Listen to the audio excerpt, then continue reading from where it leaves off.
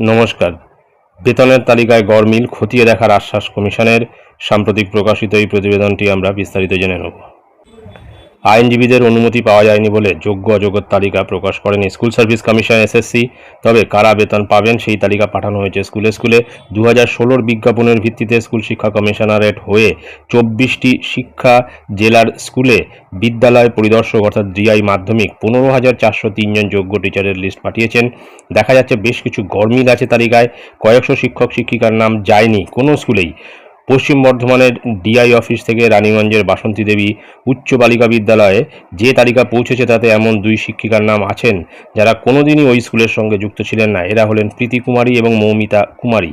প্রধান শিক্ষিকা শ্রুতি গঙ্গোপাধ্যায় বলেন যে 2016 সাল থেকে ওদের নামে কোনো নিয়োগপত্র স্কুলে আসেনি। সুপ্রিম কোর্টের রায়ে বিদ্যালয়ের 12 জন শিক্ষিকার চাকরি যায়। স্কুলে পাঠানো তালিকায় ওই 12 জনের পাশাপাশি রয়েছে প্রীতি এবং মৌমিতার নাম। ডিআই সৌমেন লাহা বলেন, শিক্ষা দপ্তর থেকে যে তালিকা এসেছে স্কুলগুলিকে তাই পাঠিয়ে ভেরিফিকেশন রিপোর্ট দিতে বলি। সব রিপোর্ট পেলে সমস্যার কারণ বলতে পারবো। আজ শুক্রবার রিপোর্ট পাওয়ার কথা তাদের। পশ্চিম মেদিনীপুরের কেশপুর লক্ষ্মীনারায়ণ উচ্চ বিদ্যালয়েও এমন ঘটনা ঘটেছে। স্কুলের ভারপ্রাপ্ত প্রধান শিক্ষক শেখ জামির আলী বলেন, আমাদের স্কুলের 3 জন টিচার ও 1 জন শিক্ষাকর্মী চাকরি হারান। বৃহস্পতিবার ওই 3 জন স্কুলে আসেন, কিন্তু জীবন বিজ্ঞানের শিক্ষক হিসেবে সুপ্রিয় কুমার গিরি নামে একজন রয়েছেন তালিকায়। উনি আমাদের স্কুলের নন। স্কুলের 3 টিচারের নথি ডিআই অফিসে জমা দেব। এমনিতেই চাকরি পাওয়ার 2.5-3 বছর পরে ভালো সংখ্যক শিক্ষক শিক্ষিকাই উচ্চশ্রী পোর্টালের মাধ্যমে অন্যত্র বদলি হন।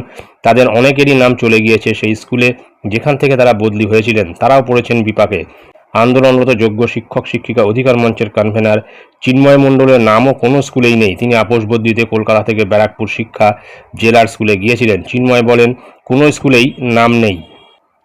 এমন 250 থেকে 300 জন যোগ্য টিচারের তালিকা তৈরি করে এসএসসির চেয়ারম্যানকে পাঠিয়েছি।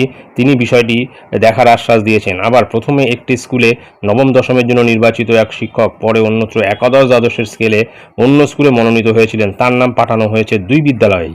গড়মিলের বিষয়ে জানতে এসএসসি চেয়ারম্যান সিদ্ধার্থ মজুমদারকে ফোন করলে তিনি বলেন, 2018 এবং 2019 সালে এসএসসির কাউন্সিলিং করে শিক্ষক শিক্ষিকার নাম সুপারিশ করেছিল। তাদের অনেকে জয়েন করেনি বা পরে বদলি নিয়ে অন্য চলে যান। সেই তথ্য কমিশনের কাছে ছিল না, ফলে তালিকায় নানা অসঙ্গতির কথা উঠছে। আমরা বিষয়টি খতিয়ে দেখছি।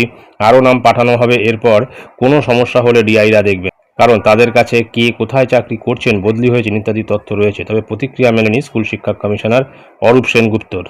সুতরাং বোঝা যাচ্ছে যে এই লিস্ট পাঠানো নিয়ে একটা বিস্তর গণ্ডগোল রয়েছে। বেশ কিছু শিক্ষক শিক্ষিকা রয়েছে তারা ট্রান্সফার নিয়ে যখন নাকি অন্য স্কুলে গেছে, নতুন স্কুলে তাদের নাম নেই, তাদের নামটা কিন্তু পুরনো স্কুলেই চলে গিয়েছে। এখন তাদের কাগজপত্রগুলো আবার এদিক ওদিক করতে হবে, ওখান থেকে এখানে, এখান থেকে ওখানে করে তারপরে হয়তো নতুন স্কুলে নাম হয়তো উঠবে। না হলে তাদের পুরনো স্কুলেই তাদের নাম থেকে যাবে এবং সেখানেই তাদের যেতে হবে অন্তত এই ডিসেম্বর পর্যন্ত। যাই হোক, এই যে ফারাক রয়েছে এই ফারাকটা সমাধান হবে এমনটাই বলছেন কিন্তু স্কুল সার্ভিস কমিশনের চেয়ারম্যান। দেখা যাক কবে এই সমাধান হয়। এটাই ছিল গুরুত্বপূর্ণ আপডেট যা আমি আপনাদের সঙ্গে শেয়ার করলাম। ধন্যবাদ।